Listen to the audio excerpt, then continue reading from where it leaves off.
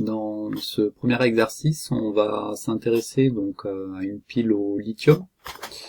Donc encore une fois, c'est une pile réaliste, donc il faudra bien faire attention aux conditions expérimentales pour équilibrer en fait les demi-équations électroniques, et en particulier donc ici au niveau de l'électrolyte, des ions Li+ sont présents. Dans la première question, on demandait la configuration électronique du lithium dont le numéro atomique Z était égal à 3. Donc l'atome étant électriquement neutre, il y a 3 électrons, d'où la configuration électronique en 1s2, 2s1.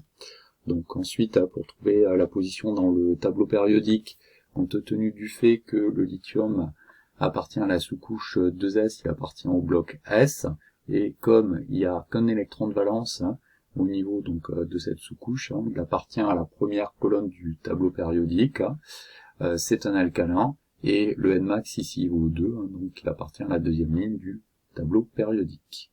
Bien, vous demandez également ce qu'il en était lorsqu'il était en contact avec l'eau. Eh bien, un alcalin, que ce soit donc du sodium, du potassium ou du lithium, c'est un réducteur qui est très puissant, et donc il va réagir violemment dans l'eau.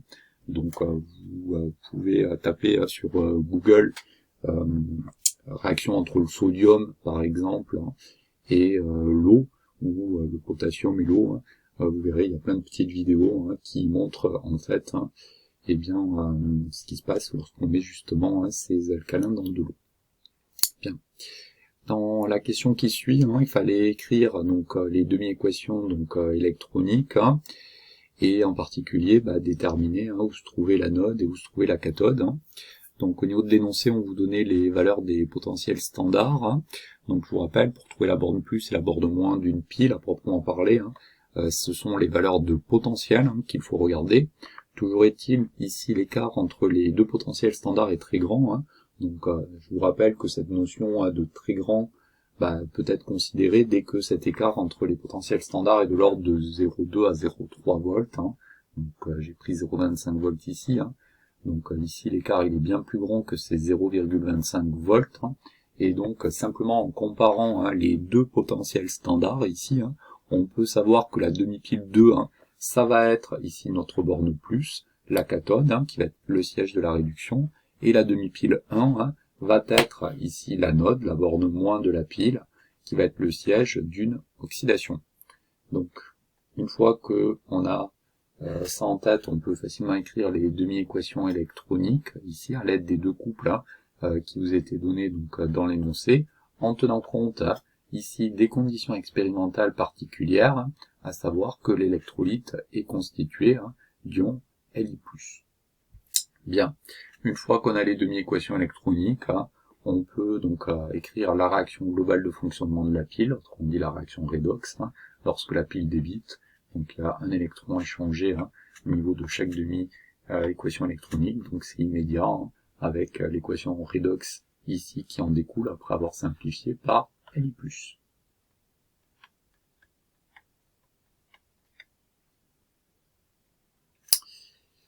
On vous demandait également si le pont salin était indispensable, comme sur la modélisation usuelle des piles que l'on a données.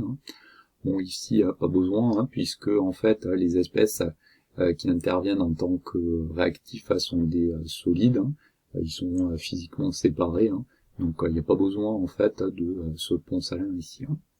On vous demandait enfin dans la question petit 4, de déterminer la force électromotrice. Donc pour cela, il faut écrire les expressions des potentiels de Nernst. Donc c'est assez immédiat compte tenu du fait que l'ensemble des espèces chimiques sont toutes solides à l'exception de la Li+, et donc on aboutit à ces expressions-là des potentiels de Nernst. On peut facilement ensuite faire la différence pour avoir accès à la force électromotrice de la pile qui vaut 3,68 volts. Pour finir l'exercice, il fallait déterminer la capacité de la pile. Donc la capacité, je vous rappelle, on a déjà rencontré ça dans plusieurs exercices. On avait dit, il ne faut pas se laisser abuser par le terme. Cette capacité, c'est rien d'autre qu'une charge en fait. Et donc il faut regarder en fait ici quelle est la charge qui traverse donc le circuit lorsque la pile débite. Donc pour cela, il nous faut avoir accès à la quantité de matière d'électrons qui va circuler dans le circuit, sachant, d'après les demi-équations électroniques ici, que pour chaque un mol de Li consommé, il y a une mole d'électrons qui aura transité dans le circuit. Donc ici, la quantité de matière de lithium nous donne donc la quantité de matière d'électrons qui a transité dans le circuit.